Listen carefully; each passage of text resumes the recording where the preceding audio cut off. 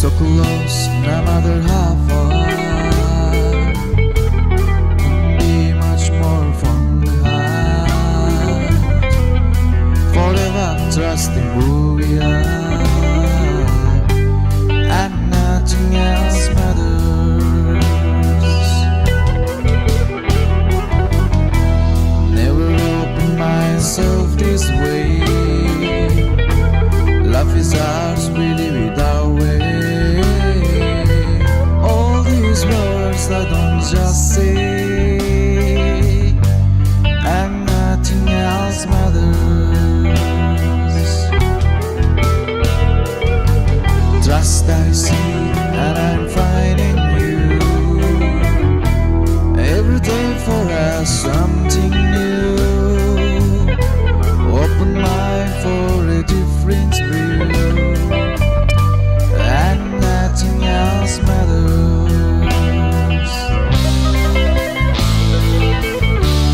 Never care for what they say, never care for games that play, never care for what they do, never care for what they know.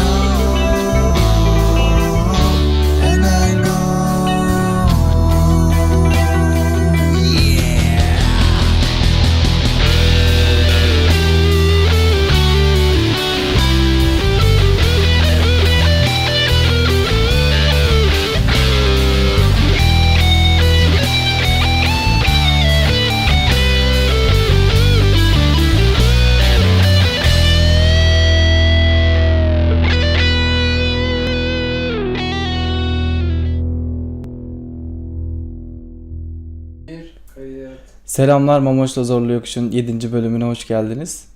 Bugün Metallica'dan bir parça yapmaya çalıştık. Her ne kadar kendime rockçı desem de aslında çalmasına çalıyorum ama söylerken tam benim tarzımı yansıtan bir şarkı değil, ama bu şarkıyı yapmayı çok istiyordum.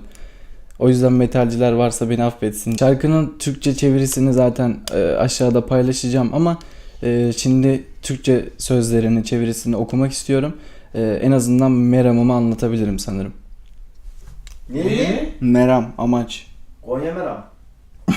Oo, Konya meramı da biliyoruz. Meram sözcüğünü ne zaman öğrendin? Amaç. Babamdan öğrendim. Ne zaman öğrendin? Babamdan öğrendim. Ne zaman? Bir saat önce Zaman telefonda söyle. söyledim. Bugün öğrendin. Yok. Oğlum ben bilmediğim kelimeyi, o şeyi de bilmiyordum mesela. Seküler ne demek? Şeyi de bilmiyordum. Metalaşma. Seninle bir şey Metal mı? vardı. İlintili. Yok. Bilmediğim bir şeyi yazıyorum Google'a, çevirisine. Bakıyorum abi. Çevirisine diyorum, şeyini, anlamına. Evet. Tamam. Okuyacağım şimdi sözleri. Ne kadar uzak olsak da çok yakınız. Daha yürekten olamazdım. Daima kim olduğumuza güveniyorum. Ve başka hiçbir şey önemli değil. Kendimi hiç bu şekilde aşmamıştım. Hayat bizim. Onu bildiğimiz gibi yaşıyoruz. Tüm bu sözleri söylemiş olmak için söylemiyorum. Ve başka hiçbir şey önemli değil. Güveni sende arıyor ve buluyorum. Her gün bizim için yeni bir şey, farklı bir görüşe açık bir zihin. Ve başka hiçbir şey önemli değil. Ne yaptıklarını, ne bildiklerini hiç umursamadım.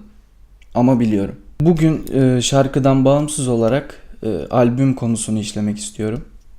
İsterseniz başlayalım.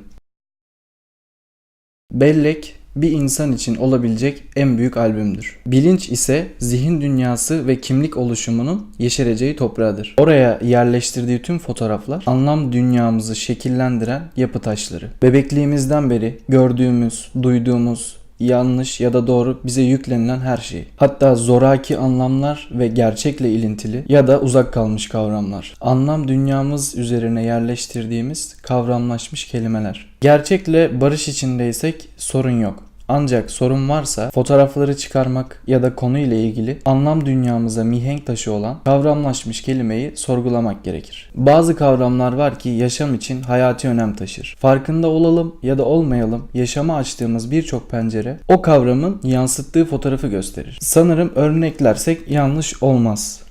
İnanma kelimesi. İnsanoğlunun en çok sarıldığı, ihtiyaç duyduğu ve kullandığı kelimelerden birisidir. Herhangi bir konuda kendisine inandığınızı söylediğiniz muhatabınıza aslında onunla ilgili emin olduğunuzu ve güven duyduğunuzu söylemiş olursunuz. Muhatabınıza o an için bir saygınlık yaratmışsınızdır. İnandığınızı söylediğiniz insan konuyla ilgili beklemediğiniz bir eylem yaparsa hayalleriniz yıkılır. Biraz yalnızlaşır ve karşı tarafın karakterini sorgularsınız. Hatta ihanet ettiğini bile düşünüp ondan uzaklaşırsınız. Şimdi isterseniz gelin inanma kelimesinin belleğimizdeki albümde yer aldığı fotoğrafa bir bakalım. Kavramlaşmış haliyle inanç yazar fotoğrafta. Genelde dilden yansıması imandır. Tüm insanların, hatta ateist olarak nitelendirilen insanların bile korktuğu, umudunu yitirdiği anlarda cümle olarak dile getirdiği, sığındığı, evrenin ardındaki yaratıcı, dahası olmayan güç, kudret, iktidar. İnsan gerçeğe yalnız bakmayıp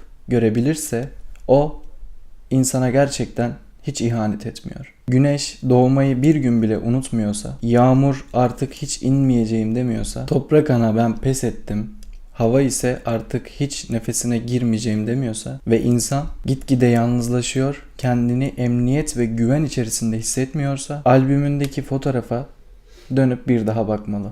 İnan ama güvenme mi diyor acaba?